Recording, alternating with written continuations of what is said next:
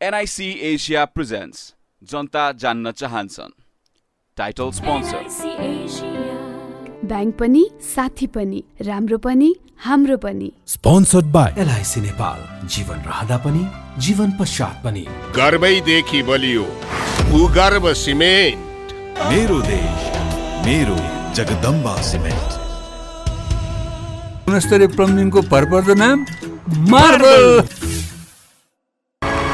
The British College, more than a college. Red Blue energy drink सर्वत्र बजारमा उपलब्ध छ। राष्ट्रको शान किसान लिकेजको no tension. Pinnacle Academy, Lagankhil, Lalitpur. 25 years of excellence. KB सैम डुबाल ब्रान्ड हाम्रो सामान हाम्रै स्वाभिमान। Learning Realm International LRI School, Kalanki, Kathmandu.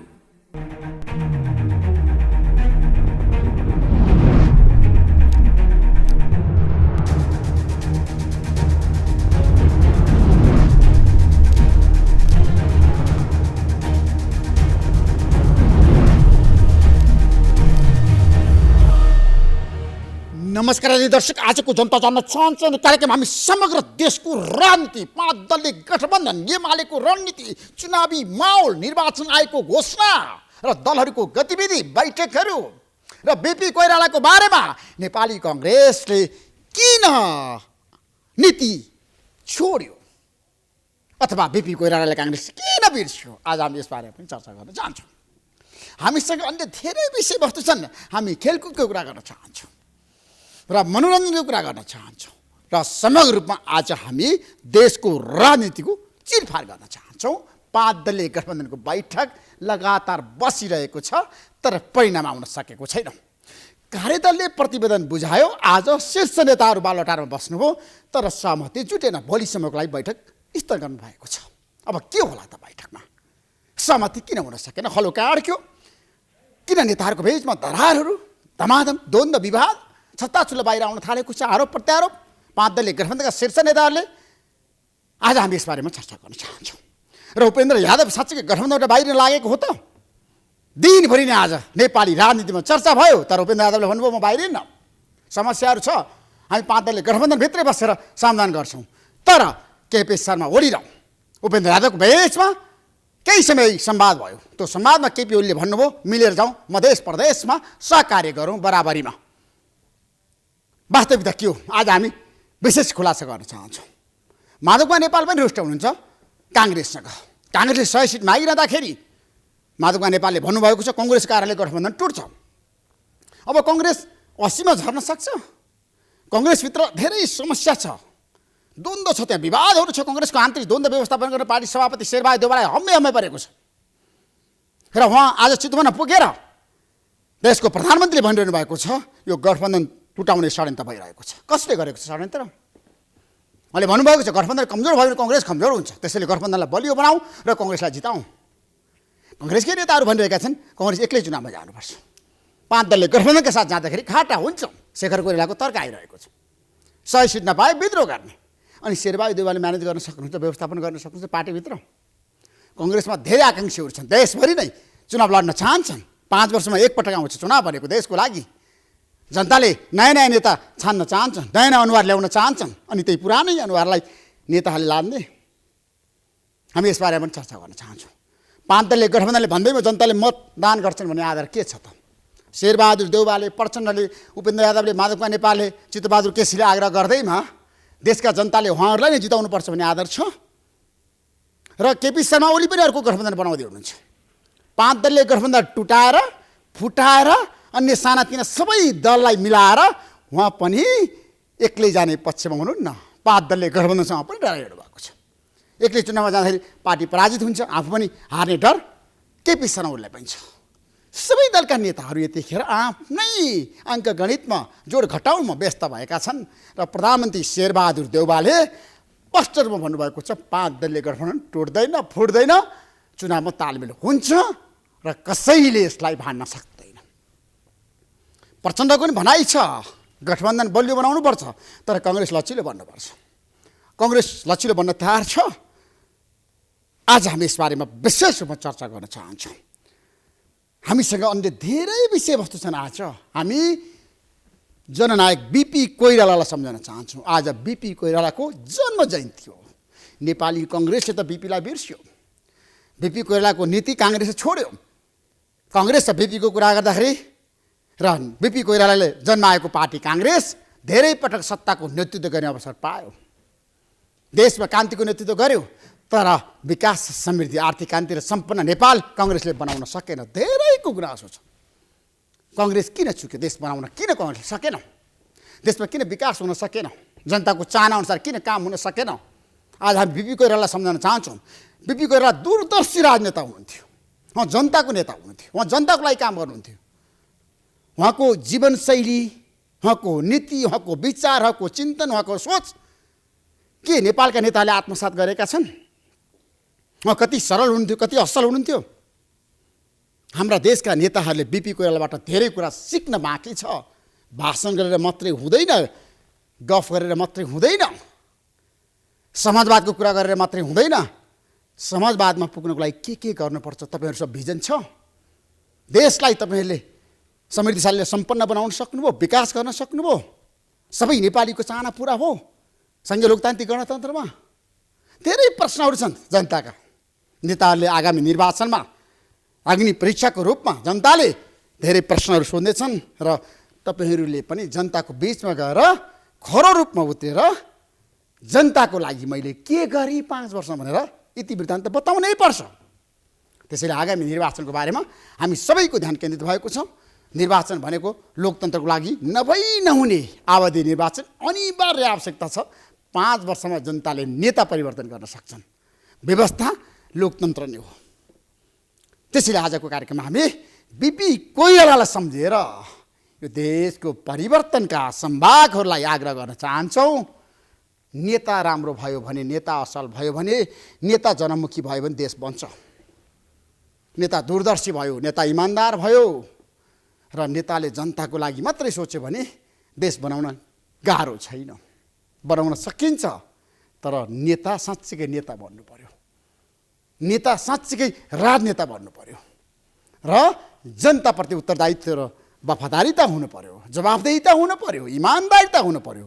आजको कार्यक्रममा हामी विशेष रूपमा अन्य धेरै विषयवस्तुमा छलफल गर्दैनौँ। म केही समयको विश्रामपछि विशेष वक्ताको साथमा आउनेछु। आजको जनता जान्न चाहन्छन् कार्यक्रममा हाम्रो बिचमा 2 जना प्रभावशाली नेता हुनुहुन्छ र 5 दलीय गठबन्धनको सिट बाँडफाँडको कार्यदलमा बसेर काम गरिरहनु भएका 2 जना नेतालाई मेरो स्वागत छ। जनता जान्न चाहन्छन् कार्यक्रममा रामसायक प्रसाद यादवज्यू र हिमलाल पुरीज्यू। धन्यवाद। मलाई बताउनुहोस्, गठबन्धन टुट्दैछ होइन? जनता जान्न चाहन्छन्। गठबन्धन त टुट्दैछ भन्दै नभन्नु। अहिले छलफल जारी छन्। अहिले निष्कर्षमा पुगेका छैन। अहिले समय छ, सहमति गर्ने समय छ। यादवजी अब त होइन, अब जति समय छ त्यो समय भइसक्यो त मैले समय खेर फाल्नु त्यो समय पर्खौँ। कति दिन पर्खने जनताले? अब बढी पर्खिने होइन। अब ठ्याक्कै भन्नुहोस् कति दिन? अब 2-3 दिनमा टुङ्गो लगाउनु पर्छ। टुङ्गो लाग्छ? सहमति हुन्छ? लगाउनु पर्छ। तपाईँहरू गठबन्धनबाट बाहिरिने सम्भावना कति छ? जसपा होइन, हामी त गठबन्धन निर्माण गरेका छौँ। त्यसका लागि हामी धेरै सङ्घर्ष गरेका छौँ। त्यसकारण गठबन्धन अगाडि बढ्नुपर्छन्। चुनावी तालमेल गरेर हामी अगाडि बढ्नुपर्छ भन्ने हाम्रो पार्टीले निर्णय गरेको छ। तर उपेन्द्र यादवले भन्नुभएको होइन हामी गठबन्धनबाट बाहिरिन सक्छौँ, यस्तै हो भने कङ्ग्रेसले अडान नछोड्ने हो भने? होइन, अब कुरा के छ भने अब नेपाली कङ्ग्रेस, नेकपा माओवादी केन्द्रले अब सिटको तालमेलमा गम्भीर भएन भन्ने उहाँहरू र ठुला दलहरू मिलेर हामीलाई यदि भितैसम्म पुर्याउन कोसिस गर्नुभयो भने अन्तमा के गर्ने त? अन्तमा के गर्नु तपाईँ? तपाईसँग विकल्प के छ? होइन, मर्ता क्या नहीं करता भन्ने छ नि हिन्दीमा उखान। त्यसकारण सम्मानजनक जानुहुन्छ केपी शर्मा ओली र उपेन्द्र यादवको बिचमा सम्झौता हुन सक्छ। ठ्याक्कै भन्नुहोस् है। होइन, अब ओली त्यस्तो स्थिति आयो भने त्यो कुरा अहिले नभनौँ। हामी चाहिँ यो गठबन्धनलाई नै अगाडि बढाउँ, यसलाई नै हामी तालमेल गरेर सहमति गरेर सबैको सम्मानजनक सहमति गरेर अगाडि बढौँ भन्ने हामी पक्षमा छौँ। त्यसका लागि अब नेपाली कङ्ग्रेस जो चाहिँ नेतृत्व नै सरकारको गर्दैछ, अहिले ठुला दल हो, नेकपा माओवादी केन्द्र हो, त्यसपछिका उहाँहरूको दायित्व बढी छ, जवाबदेहिता बढी छ। कसरी मिलाएर जाने? होइन, मिलाउनको लागि गाह्रो छ। उपेन्द्र यादवले 20 सिट माग्नुहुन्छ। होइन, हामी त 32 सिट मागेका छौँ। 20 सिट किन मधेस भन्नु? प्रदेशको कुरा गरेको 32 सिटमा 20 सिट। ठिक छ, हामी 32 सिट कुल मिलाएर पहिला सङ्ख्या तय होस् न, त्यसपछि तपाईँलाई 32 मधेसमा सिट चाहियो। कति त्यसमा 32 सिट हामी गरे। हिमलालपुरजी हलो कहाँ अड्केको छ बताउनुहोस्। तपाईँ त कार्यदलमा हुनुहुन्छ। विवादको चुरो के हो? विवादको चुरो चाहिँ तपाईँको अहिलेको राजनीतिक परिस्थितिलाई ठिक प्रकारले नबुझ्नु हो। मुलुकमा जुन परिवेशमा यो गठबन्धन बन्यो, जेका विरुद्ध सङ्घर्षको दौरानमा यो गठबन्धन बन्यो, त्यसलाई चाहिँ आत्मसात गर्न नसक्नुका कारणले यसलाई चाहिँ अलिकति ढिला भएको छ। त्यसलाई आत्मसात गर्ने हो भने आज हाम्रो जे राष्ट्रिय आवश्यकता हो यो प्रतिगमन विरोधी गठबन्धन निर्माण हुनुमा, त्यसलाई हामीले ठिक प्रकारले आत्मसात गऱ्यौँ भनेदेखि सिटको निम्ति चाहिँ धेरै झगडा गर्नुपर्ने आवश्यकता छैन। जड कहाँ छ मलाई बताउनुहोस्। तपाईँ आज जनता जान्न चाहन्छन्। समस्याको जड त के हो भनेदेखि सबै चाहिँ जुन आफ्नो अडानमा बस्छन्, सिट त हामीसँग त सीमित छ, निश्चित छ। 165 सिट छ। 65 भन्दा चाहिँ बढी सिट 250 सिटको कुरा गरिनु भएको छ। 250 सिट चाहिँ भएको छ। त्यसले गर्दाखेरि चाहिँ हामीले निर्वाचन क्षेत्र अब त्यसले गर्दाखेरि चाहिँ हामीले चाहिँ यो देशको चाहिँ राजनीतिक अवस्थालाई हामीले राम्रोसँग चाहिँ आत्मसात गरेर र अहिलेको यथार्थलाई आत्मसात गरेर हामीले चाहिँ यसलाई चाहिँ एउटा चाहिँ चाँडो निर्णय गर्नुपर्ने चाहिँ आवश्यकता छ। होइन, आज निर्णय हुन्छ भन्नुभएको थियो, आज पनि भएन। बालोटारमा शीर्ष नेताहरू बसेर होइन, एउटा के छ भनेदेखि हाम्रो जुन हाम्रो गृह कार्य हो, हाम्रो पहल हो, त्यो सकारात्मक छ, नकारात्मक छैन। त्यसमा छलफल चलिरहेको छ। त परिणाम नआउनको निम्ति चाहिँ हाम्रो तपाईँले के गर्नु? बालोटामा बस्नु, चिया खानुभयो, कफी खानुभयो, खाजा खानुभयो, लन्च खानुभयो, डिनर खानुभयो, होइन? त त्यसो भएको हुनाले चाहिँ हामी चाहिँ त्यो छलफल जारी छ, एकदम सकारात्मक रूपमा गइराखेको छ। तर यसलाई चाहिँ आउनलाई चाहिँ अलिकति केही समय लागेको मात्र हो। कति समय लाग्ला? अब त्यति धेरै 3 दिन ठ्याक्कै भन्नु। होइन, त्यति लामो समय नलाग्ला, किनभने हाम्रो होमवर्क चाहिँ विभिन्न कोणबाट भएको छ। कसरी भएको छ? विभिन्न कोणबाट बताउनुहोस्। विभिन्न कोणबाट हामीले होइन, विभिन्न कोणबाट जस्तो हामीले यो जुन विगतका चाहिँ निर्वाचनहरूलाई, अहिलेको चाहिँ दलहरूको चाहिँ कहाँ चाहिँ कुन दलहरूले जितिराखेका छन्, त्यो अवस्थालाई पनि हामीले हेरिराखेका छौँ। र फेरि हामीले के पनि लागिराखेका छ भनेदेखि यो जसले जहाँ जितिराखेको छ त्यो ठाउँहरूमा पनि उनीहरूलाई चाहिँ दिँदाखेरि उपयुक्त होला भन्ने कोणबाट पनि हामीले हेरिराखेका छौँ। अनि त्यसपछि अनि पार्टीका चाहिँ शीर्ष तहका चाहिँ नेताहरूलाई पनि व्यवस्थापन गर्ने बारेमा पनि हाम्रो चाहिँ छलफल चलिराखेको छ। र अब हामीलाई यी सबै पक्षलाई व्यवस्थापन कसरी गर्ने? जस्तो चुनाव पछिको त्यो हामी चाहिँ नेतृत्व कसले गर्ने भन्ने बारेमा को प्रधानमन्त्री, को राष्ट्रपति, को सभामुख, को राष्ट्रिय सभा अध्यक्ष, होइन, त्यो विषयमा हाम्रो अहिले छलफल चलेको छैन। अहिलेको हाम्रो छलफल भनेको मात्रै चाहिँ प्रतिनिधि सभा र प्रदेश सभाको चाहिँ सांसदहरूको बाँडफाँड मात्रै चलिराखेको छ। त्यसो प्रदेश सभा पनि महाभारत होला, छलफल हुन्छ, त्यहाँ पनि चाहिँ छलफल हुन्छ। त्यसले गर्दाखेरि चाहिँ हामी चाहिँ त्यो त्यसरी गइराखेका छौँ। र जहाँ जसले जितेको छ त्यसलाई दिने, जहाँ चाहिँ गठबन्धन त्यसलाई दिने त्यो सकिन्छ। त्यसमा केही सहमति भइसक्यो। त्यसो जसवाला 12 सिट मात्रै दिने होइन। सामान्य त के हुन्छ भने एउटा चाहिँ निर्णय नै हुन्छ, एउटा के हुन्छ भने अन्डरस्ट्यान्डिङ हुन्छ, समझदारी हुन्छ, होइन? एउटा अन्डरस्ट्यान्डिङ के भएको छ भनेदेखि त्यसरी चाहिँ जानुपर्छ। र जहाँ गठबन्धन इतर दलहरूले चाहिँ जितेका छन् त्यस्तो ठाउँमा चाहिँ हामीले चाहिँ बाँड्नुपर्छ। अहिलेसम्म तपाईँले जसले जहाँ जितेको थियो मिलाउनु भयो? त्यो लगभग मिल्छ। तर माओवादीले 37 स्थानमा जिते नि, होइन? 74 सालमा। तर तपाईँले 13 सिट मात्रै मिलाउन सक्नु भएको छ नि त। 90 सिटमा तपाईँले समझदारी गर्नुभयो। अहिले समझदारी भइसकेका छैन। अहिले दिएको रिपोर्ट मैले हेरेको छु, हिमलालपुरी र रामसाहेब प्रसाद यादवजी। अहिले जे बाहिर आइराखेको छ त्यही नै चाहिँ सत्य होइन। तपाईँहरूको रिपोर्ट पनि बाहिर आइसक्यो। तपाईँले के गर्नुभएको छ भन्ने कुरा थाहा छ हामीलाई, बताउनुहोस्। कस्तो रिपोर्ट? हामी काम गरेको, कार्यदलले काम गरेको कुरालाई हामी गठबन्धन दलका नेताहरूलाई जानकारी गराएका छौँ। नेताहरूलाई जानकारी गराउनु हामी जानकारी गराएका छौँ। तपाईँले टिप्पणी गर्नु भएको छ होइन? अब छलफल सबै कुरा बाहिर आइसक्यो। छलफलको क्रममा टिपोट हुनु, लेख्नु, छलफल हुनु त्यो त सामान्य हो, स्वाभाविक हो। तपाईँले 32 सिट किन माग्नुभयो? 12 सिट छ तपाईँहरूसँग अहिलेको पार्लियामेन्टमा जितेको मान्छे प्रत्यक्षमा। अनि नेपाली कङ्ग्रेससँग कति छ? 23 सिट छ। त 100 सिट माग्नुको कङ्ग्रेस फुटेको छ नि त। कहाँले मौकामा चौका हान्नुपर्छ भनेको छ। माओवादीको कति छ सिट? माओवादीको 37 छ। कहाँ 37 छ? 4 सिट घट्यो। अहिले माओवादीको 33 छ। ठ्याक्कै 31 सिट छ। 33 छ। अनि कति दाबी छ? माओवादीले 60 सिट गरेको छ। कुन आधारमा? उसको जनमतको आधारमा। अनि अरूको जनमत छैन? तपाईँहरूको जनमत कमजोर छ नि त मधेसमा। कसरी तपाईँ आकलन गर्नुहुन्छ? तपाईँको पार्टी फुट्यो नि त, 3 टुक्रा भयो नि त। जसपा पार्टी फुटेको छैन, केही नेताहरू गयो। महेन्द्र ठाकुरले पार्टी फुटाउनु भएन, लोसपा खोल्नु भएन। लोसपाको हालत हेर्नु। अनि बाबुराम भट्टराई तपाईँको पार्टीबाट बाहिरिनु भएन, महेन्द्र राई यादव बाहिरिनु भएन, उहाँहरूले अर्को दल गठन गर्नु भएन। व्यक्ति एक दुई अवस्था जना हेर्नुहोस् न। अनि तपाईँहरूले फेरि पनि 32 सिटै खोज्ने भने हामी 19 जित्या हौँ मधेसमा।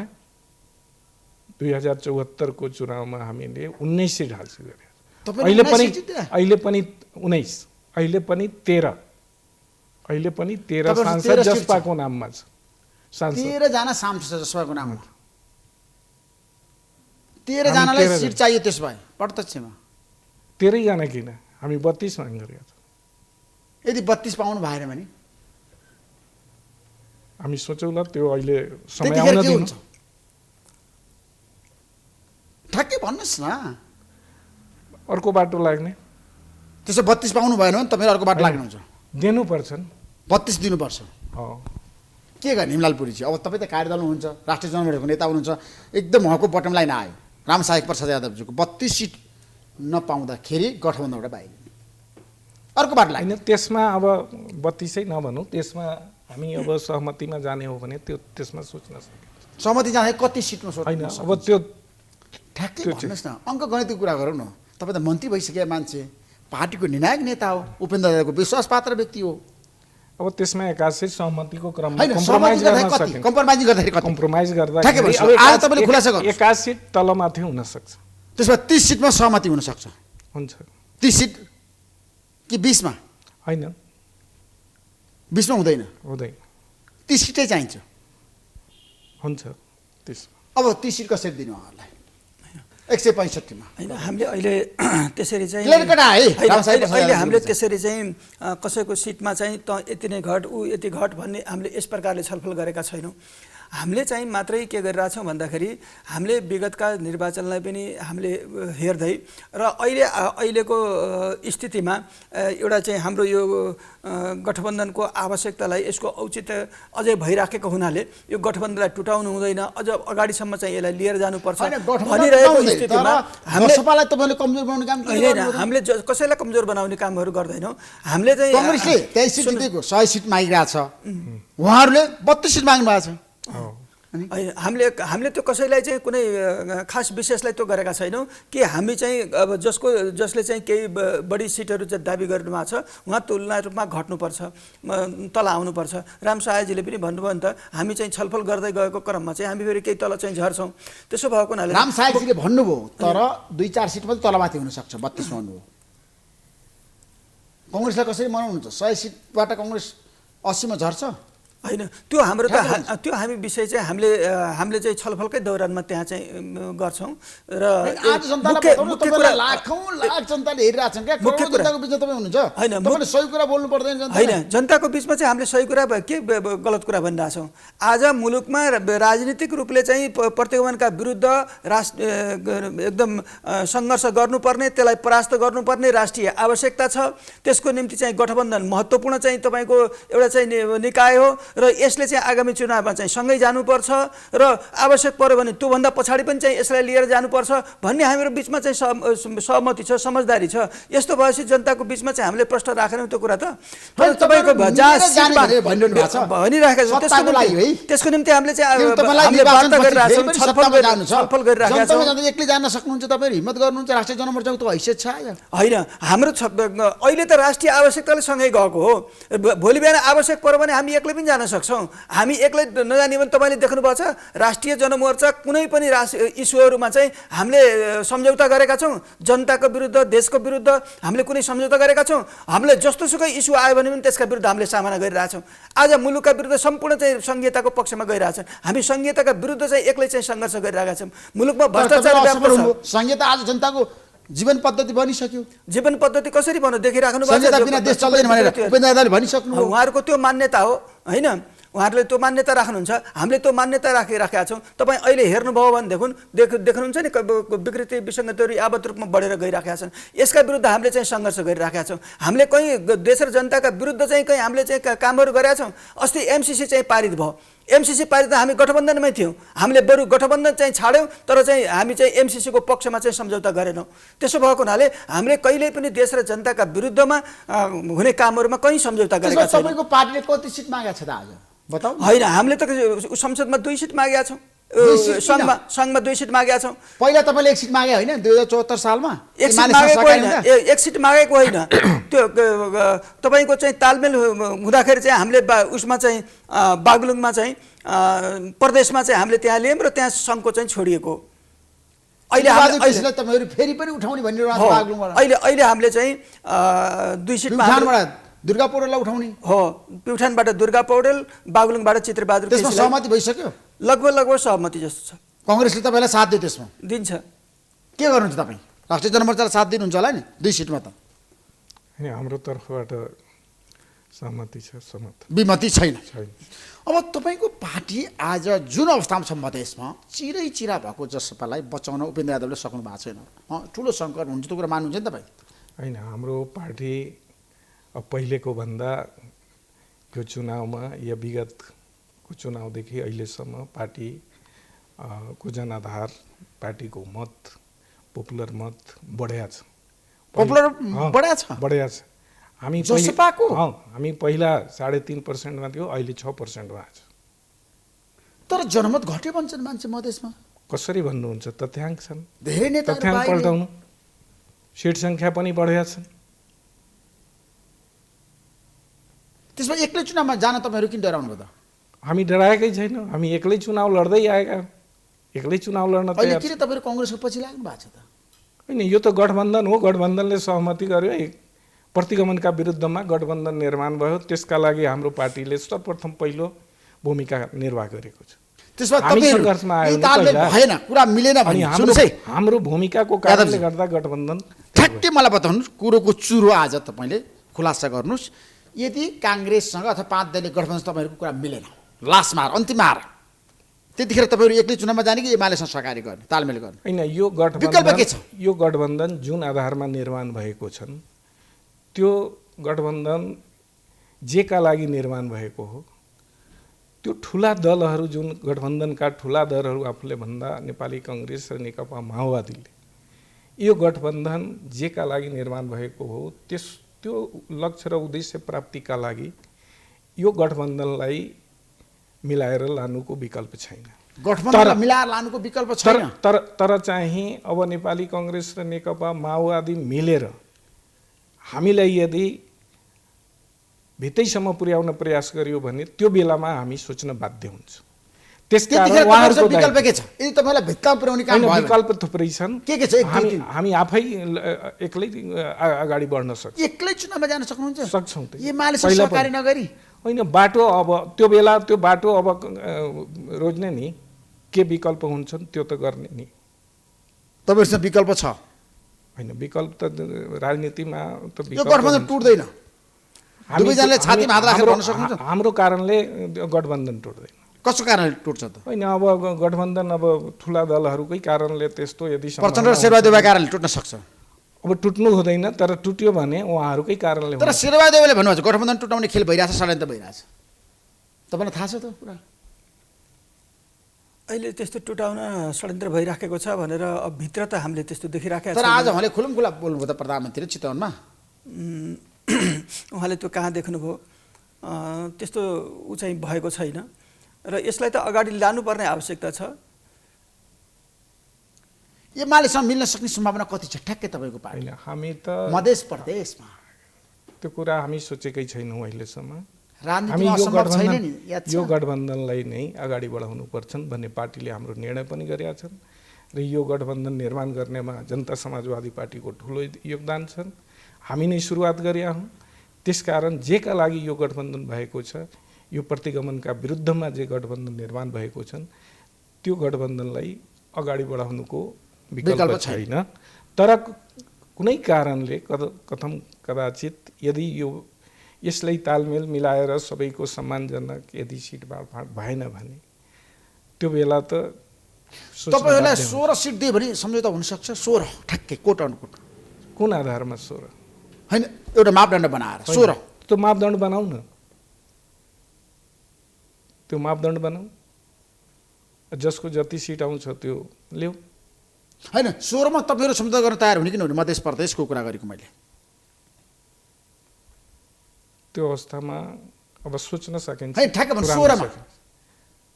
त्यो मधेसको सवालमा भन्नुभयो? होइन, अहिले सबै ठाउँमा देशभरि। होइन, त्यो कल्पना पनि गर्न सकिँदैन, त्यो मान्न सकिँदैन। त्यसमा तपाईँहरू गठबन्धन बाहिर हुन्छ त्यतिखेर 16 मा। होइन, 16 किन? कुन आधारमा हामीले 16 आयो? अब होइन, सबैलाई भागेर मिलाउनु कुन आधार हो तपाईँको? 16 दिने आधार के हो? 23 बाट 100 लिने आधार के हो? 33 बाट 60 लिने आधार के हो? भन्नु न। माधवका नेपालीले पनि 40 को कुरा गर्नुभएको छ। ठिक छ, त्यसमा तपाईँको विमति छैन? छैन। हेर्नुहोस् है अवस्था, तपाईँहरू बैठकमा बस्नु भएको छ तर कन्तबिजोग छ, भाँडभैलो भइरहेछ होइन हिमलालपुरी? त्यस्तो भाँडभैलो भएको छैन, त्यस्तो भाँडभैलो होइन। छलफल छ, अब त्यो वाद विवाद छ। अब यस्तै छलफल हुँदै गएर त्यसलाई चाहिँ निष्कर्षमा पुर्याउने कुरा हो, त्यस्तो भाँडभैलो छैन। उहाँको त स्पष्ट मत आयो नि त, तपाईँको चाहिँ आउन सकेन? होइन, हाम्रो त लगभग तपाईँको अहिले हामी चाहिँ सङ्घमा चाहिँ उ गरेका हौँ, त्यो एक प्रकारको सहमति बनिसकेको पनि प्रस्तै छ। अब जसपा नागरिकता विधेयकको पक्षमा छ कि विपक्षमा? यो त सबै पक्षमा छन् त, गठबन्धनका सबै दल पक्षमा छन्। नागरिकता विधेयकको पक्षमा सबै दल छन्? सबै त 5 दल? नेकपा एमाले बाहेक सबै छन् नागरिकता विधेयकको पक्ष। राष्ट्रिय जनमोर्चा त छैन त? तपाईँहरू नागरिकता विधेयकको पक्षमा कि विपक्षमा? अहिले आएको नागरिकताको विधेयकको विपक्षमा छौँ हामी। तपाईँहरू विपक्षमा? नागरिकता विधेयकको विपक्षमा किन? त्यो हाम्रो देशको निम्ति चाहिँ त्यो हितमा छैन भन्ने हामीलाई लागेको छ। देशको हितमा छैन नागरिकता विधेयक? होइन, के कारण हो कि हितमा छैन? के कारण छैन बताउनुहोस् न। राष्ट्रिय हितमा नागरिकता विधेयक किन छैन? नेपालको नागरिक जसका आमा बुवा नागरिकता प्राप्त गरिसकेका छन् र उसका सन्तानले आजसम्म चाहिँ नागरिकता प्राप्त गरेको छैन, ती नेपाली नागरिकलाई नागरिकता प्रमाणपत्र दिनु के देशको हितकर होइन र? देशको हितमा छैन नागरिकता विधेयक? देशको हितकर होइन।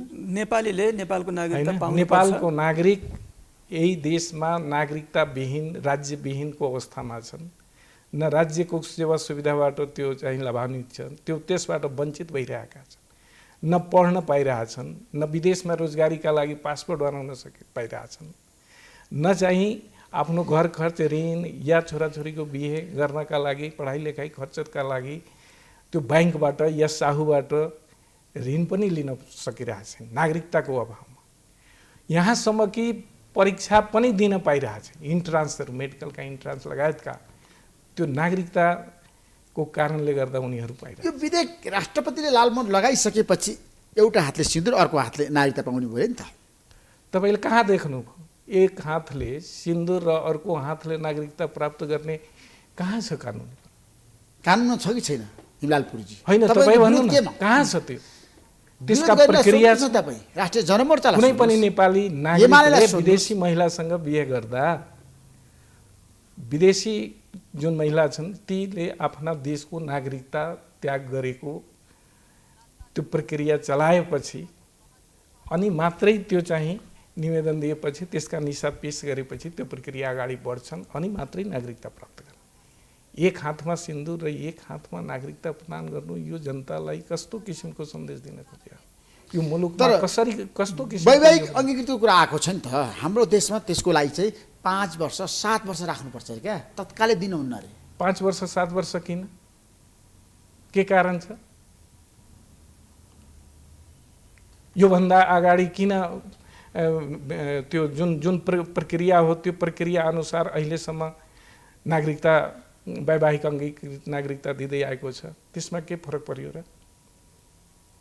यही सरकारले, यो विगतको सरकारले चाहिँ विधेयकको रूपमा, अध्यादेशको रूपमा ल्याएकै हो। आज किन त्यस्तो भयो? बताउ न सिमलालपुरजी, आज किन त्यस्तो भइरहेछ देशमा? किन यस्तो अवस्था आइरहेछ? यसमा हामीले देशको नागरिकतालाई हेर्ने बारेमा हाम्रा दृष्टिकोणहरू फरकहरू पर्न गए, त्यसले गर्दाखेरि यो स्थिति चाहिँ आएको छ। अब के भने हाम्रो देशको जुन भू राजनीतिक अवस्थिति छ, यो भू राजनीतिक अवस्थालाई हेर्दाखेरि हाम्रो देशको नागरिकतालाई चाहिँ अलिक कडा बनाउनुपर्छ भन्ने हामीलाई लागेको छ।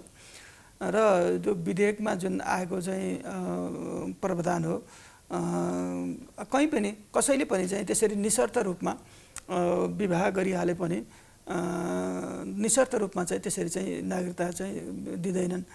कहीँ न कहीँ तपाईँको पश्चिमा मुलुकहरूमा जानुभयो भने पनि उनीहरू त्यहाँ लामो समयसँग बस्नुपर्छ, त्यहाँको राज्यलाई कर तिर्नुपर्छ, त्यहाँको चाहिँ संस्कृति परम्पराहरूमा पनि उनीहरू चाहिँ घुलमिल हुनुपर्छ र त्यहाँ पनि चाहिँ लामो समय लाग्छ। हाम्रो देशको सन्दर्भमा पनि हामीले एकैचोटि त्यसरी चाहिँ वैवाहिक नागरिकता दिँदाखेरि चाहिँ हाम्रो जनसङ्ख्या चाहिँ अतिक्रमण हुन्छ। यतातिर चाहिँ चीन ठुलो देश छ, उतातिर भारत चाहिँ ठुलो देश छ। दुईटै देशबाट चाहिँ त्यसरी आयो भने हाम्रो जनसाङ्ख्यिक अतिक्रमण हुनसक्छ र त्यसरी जनसाङ्ख्यिक अतिक्रमण भएर जसरी सिक्किम एउटा चाहिँ विलय भएको छ, फिजीमा चाहिँ जुन समस्या देखा पर्यो, श्रीलङ्कामा तामिलहरूको चाहिँ हामीले अवस्था हेरौँ, यो समग्र स्थितिलाई हेर्दाखेरि हामीले चाहिँ अहिलेको सन्दर्भमा नागरिकता नीति चाहिँ अलिकति कडा बनाउनुपर्छ र केही शर्तहरू बन्देजहरू जो अरू नागरिकलाई नागरिकता दिनु पर्दैन होइन, अनागरिकलाई त कहाँ नागरिकता दिने हो र? नागरिक देशभित्रको चाहिँ नागरिकलाई नै नागरिकता दिने हो, अनागरिकलाई होइन। उहाँहरूले नि बारम्बार भनिराख्नु भएको छ नि त, देशभित्रको नागरिक होइन, नेपाली नागरिक हो तर नागरिकता छैन, अनागरिक भएर बसिरहेछ। कतिपय मान्छे यहाँ रोइरहेछन्, कराइरहेछन् मसँग। अनागरिक भनेको मैले किन नागरिकता पाएको छैन, देशको नागरिक हो। यहाँ आमा नेपाली नागरिक हुन्, तिनका सन्तान अहिलेसम्म नागरिकता पाएको छैन, बुवाको अत्तोपत्तो छैन, यही नेपालमा जन्मेको हो, कुनै पनि कुनै नेपाली नागरिक 32 वर्ष भइसक्यो जन्मेको, न आमा बुवाको उसको हातमा नागरिकता छैन, जागिर छैन, त्यो जागिर छैन, या यो कुनै पनि उसले आज राज्यको आफ्नो मोबाइलमा सिम कार्ड राख्न पाएको छैन नागरिकता नभएर। अब ती नेपाली नागरिक जो नेपालमै जन्मेको हो, नेपालमै फेला परेको हो भने उसले नागरिकता पाउने कि नपाउने? यो कुन देशको नागरिकता पाउने उसले? तपाईँको यो नागरिकता विदेशमा पनि त्यहाँ के छ भने अन्तर्राष्ट्रिय जगतमा पनि के छ भने नियम कि नेपाल त्यही देशमा कुनै देशमा यो जन्मेको हो भने त्यही देशमा त्यो छ भने उसले चाहिँ त्यो देशको नागरिक हुने, नागरिकता प्राप्त गर्ने, नागरिक सरह उसले राज्यको सबै सेवा सुविधा प्राप्त गर्ने। तर नेपालमा चाहिँ त्यो लाखौँ त्यस्ता नेपाली नागरिक छन् जो नेपालमा जन्मेको हो तर नेपालमै चाहिँ नागरिकता विहीन अवस्थामा छ, अनागरिक भन्ने अवस्थामा छ। त्यसकारण यो मानवताको हिसाबले पनि यो राजनीति नेपालको संविधानमा जे प्रावधान छ त्यो आधारमा पनि नेपालको संविधानको धारा 10 मा उल्लेख छ, कुनै पनि नेपाली नागरिकलाई नागरिकता प्रमाणपत्र प्राप्त गर्ने हकबाट वञ्चित गरिने छैन। तर किन वञ्चित छ? ठ्याक्कै अब राष्ट्रपतिले के गर्नुपर्छ? हैन, राष्ट्रपतिसँग विकल्प छ, उहाँले भन्नुभएको छ नागरिकता विधेयक परामर्शको लागि अदालत पठाइदिन्छ। राष्ट्रपतिज्यूले ती नेपाली नागरिकप्रति संवेदनशील भएर मानवताको हिसाबले पनि र एउटा राष्ट्रको अभिभावकको नाताले पनि अब उहाँले फिर्ता गरेको जुन सन्देश सहितको जुन विधेयक थियो त्यो दुवै सदनबाट फेरि पास भएर आइसकेपछि अब विलम्ब नगरिकन ती नेपाली नागरिकको भविष्यलाई, ती नेपाली नागरिकको जीवनलाई उहाँले नागरिकता लागू लगाउनु भयो भने के हुन्छ? अब तुरन्त चाहिँ प्रमाणीकरण गर्नु, विकल्प छैन। उहाँले मान्नु भएन। हैन, गर्नुपर्छ। देशको हैन, गर्नुपर्छ भन्ने कहाँ छ? राष्ट्रको अभिभावक राष्ट्रपतिले तपाईले भनेको मान्नुपर्छ। हैन, नेपालको नागरिक जो चाहिँ आमा बुवाको नागरिकता हातमा लिएर आफू नागरिकता प्राप्त गर्ने चाहिँ क्रममा छन्, के अरे नागरिकताका लागि छटपटाइरहेछन्, उसले चाहिँ डिप्रेसनका शिकार भइरहेछन्, कतिपयले त आत्महत्या गर्ने अवस्थामा पुगेका। त्यसको अवस्था बुझ्नु न। तपाईँ चाहिँ नेपाली नागरिक यदि यहाँ हुनुहुन्छ, नागरिकता नभएको अवस्थामा तपाईँले यो टेलिभिजन संस्था चलाउन सक्नुहुन्थ्यो त? तपाईँले जे गर्न खोज्नु भएको थियो त्यो गर्न सक्नुहुन्थ्यो? त्यो अवस्थामा तपाईँलाई के पीडा हुन्थ्यो, के दर्द हुन्थ्यो? उसको पीडा, उसको दर्द, उसको जुन अहिले हालत होला, के हालत होला, त्यो हामीले बुझ्नुपर्छ। सामान्य राष्ट्रपतिज्यूले बुझ्नुपर्छन्, यो राज्यले बुझ्नुपर्छन्। त्यसकारण अलिकति पनि अब ढिला नगरिकन त्यो प्रमाणीकरण गर्नुपर्छ विधेयकको। हिमलाल पुरीजी, एउटा गम्भीर प्रश्न है, नागरिकता विधेयकको बारेमा राष्ट्रपतिले के गर्नु पर्ला, कस्तो निर्णय लिनु पर्ला?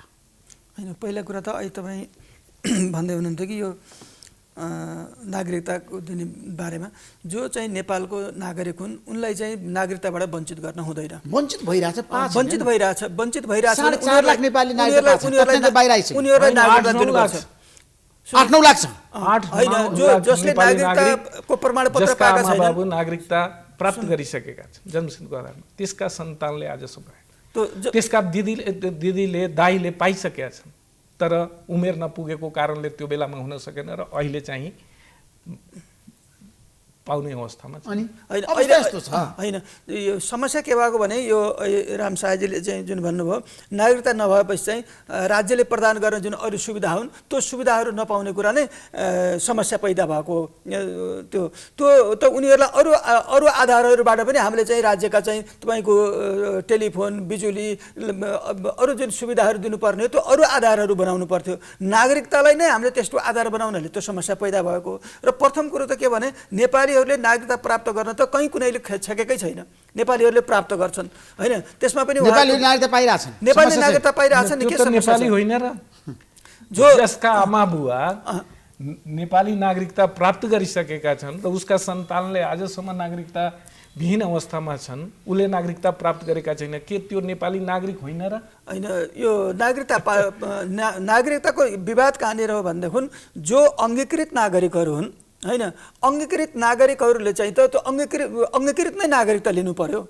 अङ्गीकृत नागरिकहरूलाई वंशजको नागरिकता दिनु भएन। तपाईँ कहीँ पनि हेर्नुहोस् त, कुनै पनि राष्ट्रहरूमा उनीहरूले चाहिँ डिफ्रेन्स गरेका हुँदैनन्। त्यही भारतमा हेर्नुहोस्, भारतमा पनि अङ्गीकृत नागरिकहरू छन्, तर अङ्गीकृत नागरिकहरूलाई जहाँसुकै पहुँच छ।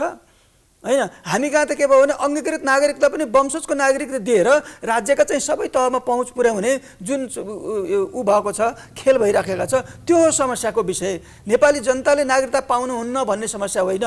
अङ्गीकृत नागरिकले पनि निश्चित शर्तहरू पुरा गरिसकेपछि उनीहरूले पनि त्यो प्राप्त गर्छन्। त्यसो भएको हुनाले चाहिँ समस्या के हो भन्दाखेरि मुख्य कुरा चाहिँ तपाईँको अङ्गीकृत नागरिकहरूलाई चाहिँ वंशजको नागरिकता बनाउनु।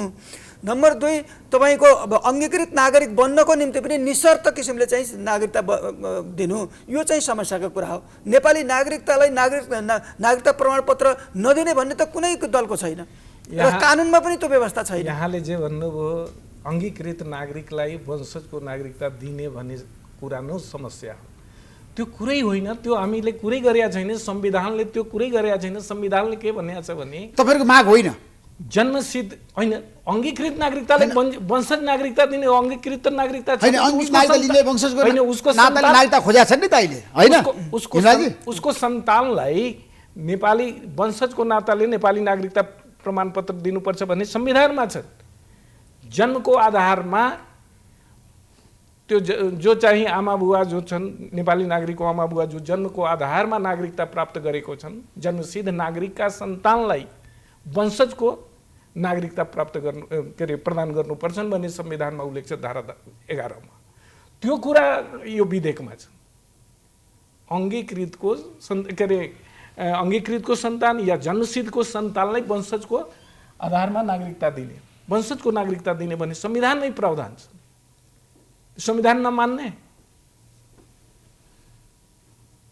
ठ्याक्कै यो गम्भीर प्रश्न छ होइन। जनताहरूको पनि धेरै किसिमको छ नि चासो छ नागरिकताको बारेमा। राष्ट्रपतिलाई तपाईँले भेट्नुभयो, राष्ट्रपतिले के भन्नुभयो? होइन, अब उहाँको कुरा अब यसमा हामी छलफल गर्दैछौँ, सल्लाह गर्दैछौँ, तर सङ्केत राम्रो देखिएन। राष्ट्रपतिको सङ्केत राम्रो छैन। राम्रो देखिएन। अब के गर्ने त? राष्ट्रपतिले लालमोहर लगाउनु भएन भने विकल्प के छ दलहरुसँग? होइन, लगाउनु पर्छ। लगाउनु भएन भने होइन, लगाउनु भएन भने उहाँ अब प्रतिनिधि सभा र राष्ट्रिय सभाबाट संविधानमा जे प्रावधान छ पास भएर आएको विधेयक फेरि राष्ट्रपतिज्यूको राइटको कुरा हो, फेरि चाहिँ फर्काउन सकिन्छ।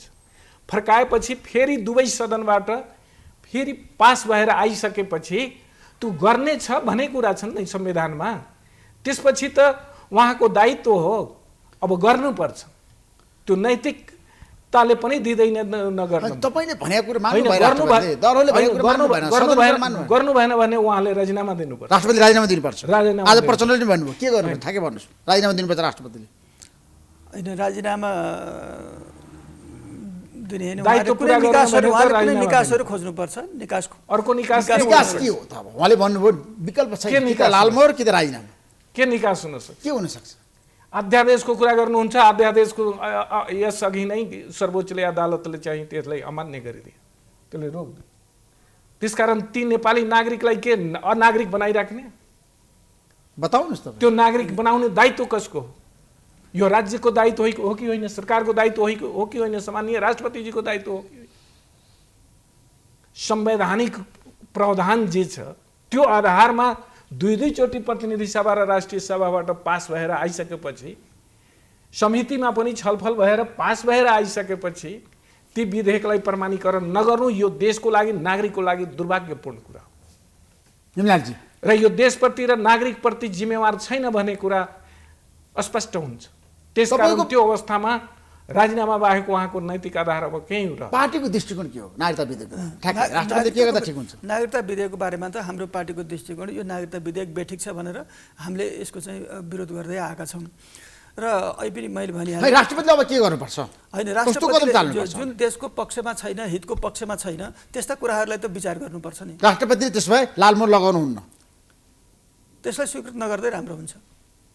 सत्तारूढ गठबन्धनमा छ नि सहभागी नेता उहाँ होइन। अब गठबन्धनमा हुनुहुन्छ, गठबन्धनको आफ्नो एउटा एजेन्डा इस्यु छन्, अरू विचारमा उहाँको जे फरक मत आयो होइन। हाम्रो गठबन्धन छ त हामीले देशको वर्तमान राजनीतिको उसको गठबन्धन हो, देशको हितमा होइन, त्यो नागरिकको हितमा छैन, मानवताको हिसाबले पनि त्यो ठिक छैन। यहाँ यदि त्यो अवस्थाबाट गुज्रिनु भएको भए अनागरिक नेपालको नागरिक भएर नागरिकता प्राप्त यदि गर्ने अवस्था यहाँलाई हुँदैन थियो भने, यहाँको मानव कि आमा बुवा नेपाली नागरिक र यहाँ चाहिँ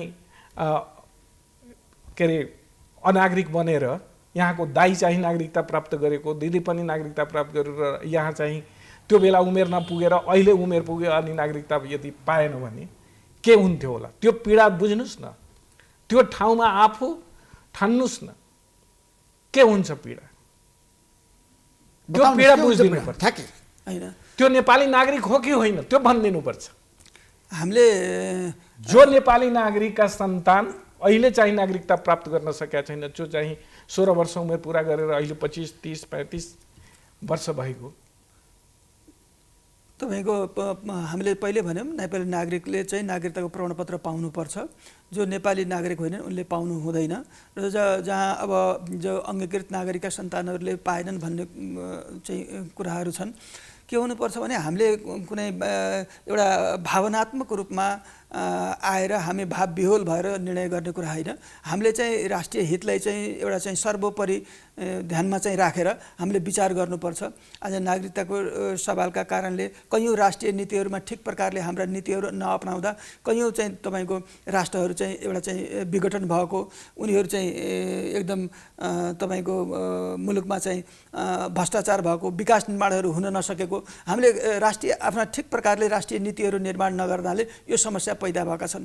त्यसमध्ये यो नागरिकता सम्बन्धी नीति हाम्रो देशको सन्दर्भमा फेरि जुनसुकै संसारभरिका देशहरूलाई यही नीति लागू हुन्छ, यही कुरा सही हुन्छ भन्ने कुरा होइन। हामीले हाम्रो देशको सन्दर्भमा चाहिँ विचार गर्नुपर्छ।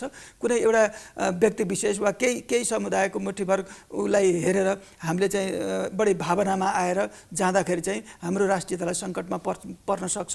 हामीले त्यो कुरालाई चाहिँ ध्यानमा दिएर हामीले त्यसको विरोध गरेका हौँ। हामीले कसैले नागरिकता नपाओस् भन्ने भावना होइन, दुःख नपाओस्, त्यही भएर त हामीले भनेका छौँ यदि राज्यबाट प्रदान गर्ने सुविधाहरू नागरिकताका कारणले पाउँदैन भने त्यो नागरिकता चाहिन्छ भन्ने कुरो प्रावधान हामीले नराखौँ, अरू प्रावधानबाट राज्यका सुविधा दिउँ। त्यसले गर्दाखेरि हामीले हाम्रो चाहिँ के हुन्छ, नागरिकता सम्बन्धी नीतिलाई चाहिँ अलिक मजबुत बनाउन सक्छौँ। हामीले त्यसरी समाधान गर्न पनि सक्छौँ नि। त्यो विकल्पबाट उहाँले अहिले जुन समस्या देखियो छ, त्यो समस्याहरू छन् र त्यो समस्यालाई समाधान गर्नको निम्ति जहाँसुकै चाहिँ यो अनिवार्य बनाउनु भएन नि नागरिकतालाई, होइन? यसैलाई औजार बनाउनु भएन नि।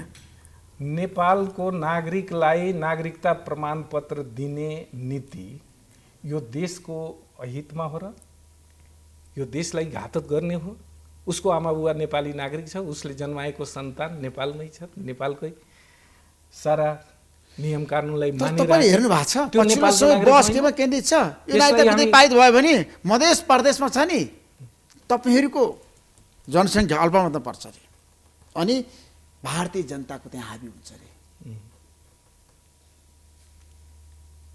सबै त्यहाँ मधेसका जनता भारतीय नागरिक नै हो। यो मानसिकतालाई त्याग्नुपर्छ। यो जुन यहाँहरूको मानसिकता हो, यो राज्यको मानसिकता हो, यो मानसिकताको कारणले गर्दा यो सब समस्या हो। अब अर्को गम्भीर विषय दिने के हो नागरिकता? नागरिकता कसले दियो, कसलाई दिनु पर्यो? हामीले कसलाई मागे गरे हो? नेपाली नागरिकलाई नागरिकता माग गरे।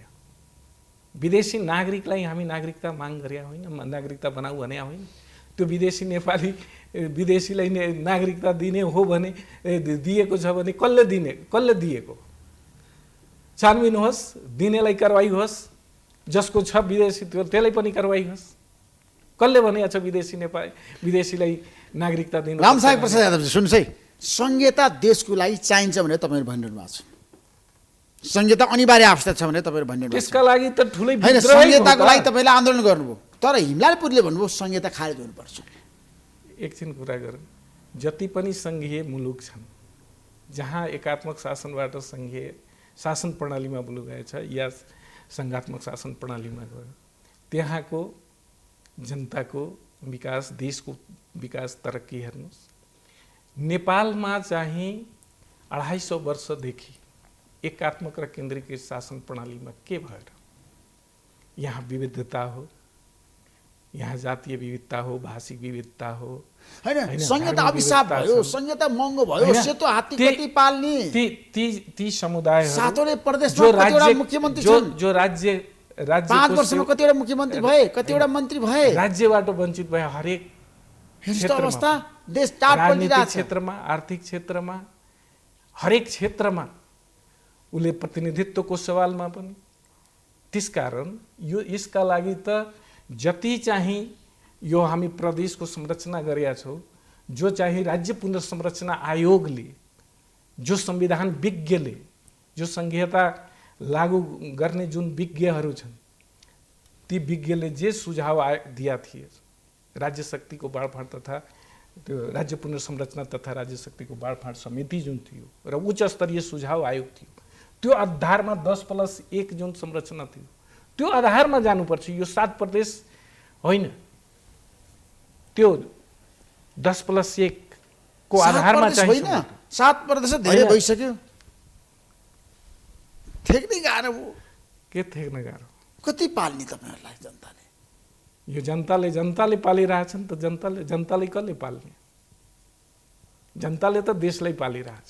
अब संहिता खारेज हुन सक्दैन। आगामी दिनमा निर्वाचन जाँदाखेरि तपाईँहरूको एजेन्डा बन्दैन?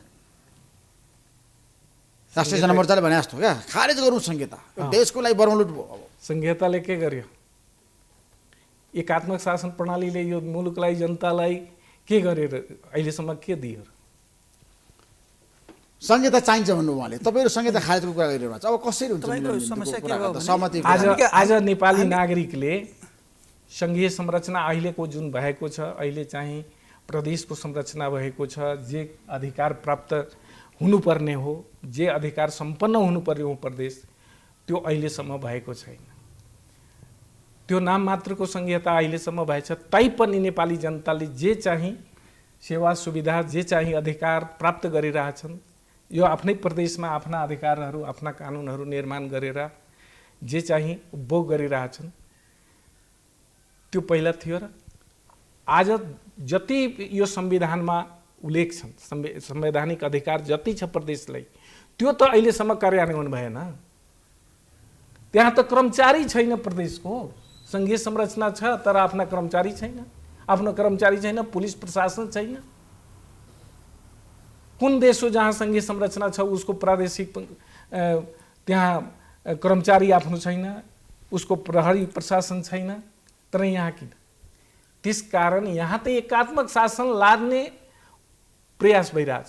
कुन यसको सङ्घीय मुलुक हो जहाँ स्थानीय त केन्द्रको मात्र तर संहिताको तपाईले बखान गरिरहँदाखेरि हुनुपर्छ। संहिताले छ नि देशलाई कहाँ पुर्याइरहेछ, कहाँ पुर्याइछ, टाट पल्टाइरहेछ, टाट पल्टिरहेछ। त्यो संहिताको कारणले हो र? कसको कारणले? संघीयताको कारणले देश टाट पल्टिरहेछन्। त्यो सङ्घीय मुलुकमा गएर हेर्नुहोस्, आज सङ्घीय संरचना जुन भएको छ, प्रदेश निर्माण भएको छ, के छ त्यहाँ? त्यहाँका सबै अर्थतन्त्र केन्द्रमै, सारा प्रहरी प्रशासन केन्द्रबाट नै सञ्चालन हुने, सारा थोक कर्मचारी तन्त्र सबै केन्द्रबाट नै। के छ र प्रदेशको?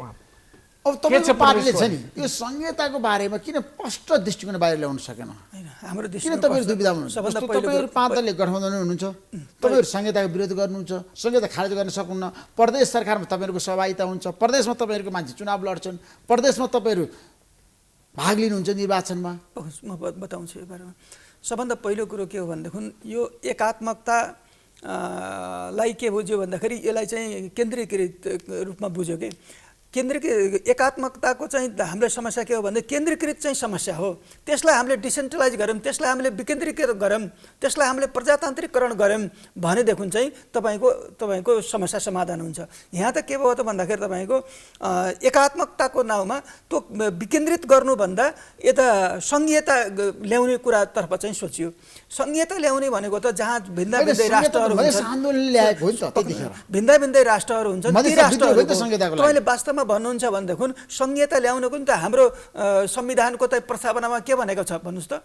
हाम्रो राष्ट्र भनेको विभिन्न जाति, विभिन्न भाषा, होइन, जाति भाषा धर्मावलम्बीहरू भएको नेपाल एक राष्ट्र हो भनेको छ। नेपाल राष्ट्र एक हो नि, एक राष्ट्रमा चाहिँ तपाईँको अनि बहुराष्ट्रहरू बनाउने, त्यो त उसको त्यो संविधानको प्रस्तावनाकै विपरीत किसिमले चाहिँ संघीयता चाहिँ भएको छ। मुख्य कुरा के हो भनेदेखि हाम्रो देशमा चाहिँ संघीयता लिएर आउने सैद्धान्तिक आधारहरू छैनन्, हाम्रो देशको वस्तुगत अवस्था पनि छैन, तर यो चाहिँ लिएर आइएको छ र त्यसका दुष्परिणामहरू अहिले देखिँदै गएका छन्। समस्या एकात्मकको समस्या के भयो त भन्दाखेरि चाहिँ संघीयताले हल गर्छ भन्ने होइन, फेरि संघीयता भनेकोले विकासै गर्छ भन्ने होइन। संघीयताले विकास भएको छ भने संघीयताले विकास भएको छैन भन्ने कुरो हाम्रो मुलुकमा पनि देखिएको छ। हामीले हेरौँ न संघीयता भएको चाहिँ भारतमा हेरौँ, भारतमा संघीयताले विकास भएको छ। चीनमा एकात्मक छ, त्यत्रो विशाल देश, त्यहाँ चाहिँ विशाल देश, त्यहाँ अरू जाति र भाषा पनि छ नि त त्यहाँ, तर त्यहाँ किन भएको छैन त भन्दाखेरि चाहिँ तपाईँको संघीयताले विकास हुने, संघीयता नभए विकास हुँदैन भन्ने कुराहरू नै त्यो सही कुरा होइन। त्यसो भएको हुनाले चाहिँ यो म बोल्दैछु, त्यसो भएको हुनाले हामीले यसको सुरुदेखि चाहिँ हामीले विरोध गर्दै आएका छौँ। तपाईँ अहिले हेर्नुहोस् त संघीयता एउटा बनाएको छ, तपाईँको प्रदेशहरूको चाहिँ संरचना हेर्नुहोस् त, अनि तपाईँको त्यो प्रदेशको चाहिँ संरचना खास जातिलाई समेटेको छ, त्यसले खास भाषालाई समेटेको छ। तपाईँको एउटै चाहिँ तपाईँको प्रदेशमा चाहिँ सबै कुरा मिक्स छ, जुनसुकै तपाईँलाई हेर्नु भने मिक्स छ। कसरी चाहिँ त्यो सेपरेट भयो, कसरी त्यो अलग भयो, कसरी त्यो छुट्टै राष्ट्र भयो, त्यस्तो आधारहरू केही पनि छैन नि। तपाईँको एउटा चाहिँ सङ्घ बनाएको छ, तपाईँको आगामी निर्वाचन तपाईँहरू जाँदाखेरि संहिता विरोधी एजेन्डै लिएर जानुहुन्छ? जान्छौँ। संहिता खारेज गर्नै पर्छ भने जानुहुन्छ? जान्छौँ। अब तपाईँहरू के गर्नु ठ्याक्कै भन्नुहोस् समरीमा, अब फाइनली तपाईँको दृष्टिकोण के छ संहिताबारे? अब उहाँको आफ्नो कुरा हो, सङ्घीय मुलुकमा गइसकेको छ देश, जनताले सङ्घीय शासन प्रणालीका जुन अधिकार छन् जे भए पनि अहिले थोरै भए पनि प्राप्त गरिसकेको छन् र सङ्घीयता यो देशको लागि एउटा वरदान साबित हुँदैछन् र यसका लागि वरदान झले अभिशाप हो यो, एकैछिन घातक हो देशको लागि। यो देश, यो मुलुक, यो विविधता भएको देश हो। यहाँ भाषिक विविधता छ, यहाँ आफ्नो यो धार्मिक विविधता छन्, यहाँ जातीय विविधता छन्, विभिन्न जाति समुदायका मान्छेहरू छन्, विभिन्न नेसनालिटीका मान्छेहरू छन्। त्यो नेसनालिटी भनेको नै त्यही हो, राष्ट्रियता हो। त्यसकारण विभिन्न समुदायहरूका आफ्ना भाषा, आफ्ना संस्कृति, आफ्ना लवाइ खुवाइ, आफ्ना परम्परा, रीतिरिवाज छन्। ती समग्रलाई हामी के भन्छौँ भने राष्ट्र भन्छौँ। अनि ती विभिन्न राष्ट्रका यो मुलुकमा विभिन्न राष्ट्रका राष्ट्रियताहरू छन्। त्यसकारण यो बहुराष्ट्रिय मुलुक हो। नेपाल बहुराष्ट्रिय त्यसमा तपाईँको सहमति कि विमत ठ्याक्कै? बहुराष्ट्रिय छैन। बहुराष्ट्रिय छैन नेपाल। अब किराँतहरूको, लिम्बूहरूको, मगरहरूको, नेवारहरूको, यता मधेसीहरूको, यो सबैको आफ्नो भाषा, आफ्नो संस्कृति, आफ्नो रहनसहन, आफ्नो लवाइ खुवाइ, आफ्नो परम्परा, देश त एउटा छ नेपाल। ठिक छ, आफ्नो रीतिरिवाज छन्, विभिन्न नेसनालिटीहरू छन्, विभिन्न ती समुदायहरूको एउटा राष्ट्र भयो। फेरि अर्को जाति समुदाय, उनीहरूको परम्परा, संस्कृति, तिनीहरूको एउटा राष्ट्र भयो। अब तपाईँहरूको बारेमा चाहिँ आगामी दिनमा फेरि बहस गरौँला। संहिताको बारेमा हामी लगातार बहस गर्नेछौँ। तिनीहरूको समस्या त यो केन्द्रको एक समुदायको जुन प्रतिनिधित्व भएको जुन एकात्मक शासन प्रणाली थियो, उसले के ती समुदायहरूको समस्यालाई बुझ्छ र ती समस्याहरू समाधान गर्नका लागि त्यही राष्ट्रको राष्ट्रियतालाई हामीले बुझेर सङ्घीय शासन प्रणाली अन्तर्गत उसलाई स्वायत्ता दिनुपर्छ। उसले प्रदेशमा स्वायत्ता र केन्द्रमा साझा। थ्याङ्क सो मच मिलालपुरजी, आइदिनु भयो कार्यक्रममा। तपाईँहरू सबैलाई धेरै धेरै धन्यवाद। नमस्कार। NIC Asia presents जनता जान्न चाहन्छन्। टाइटल स्पोन्सर ब्याङ्क पनि, साथी पनि, राम्रो पनि, हाम्रो पनि। स्पोन्सर्ड बाई LIC नेपाल, जीवन रहँदा पनि जीवन पश्चात पनि। गर्वैदेखि बलियो भूगर्भ सिमेन्ट। मेरो देश मेरो जगदम्बा सिमेन्ट। गुणस्तरीय प्लम्बिङको भरपर्दो नाम Marble. The British College. More than a college. Red Blue energy drink सर्वत्र बजारमा उपलब्ध छ। राष्ट्रको शान, किसान। लिकेजको no tension. Pinnacle Academy, Lagankhil, Lalitpur. 25 years of excellence. KB सैम डुभाल ब्रान्ड, हाम्रो सामान, हाम्रै स्वाभिमान। Learning Realm International LRI School, Kalanki, Kathmandu.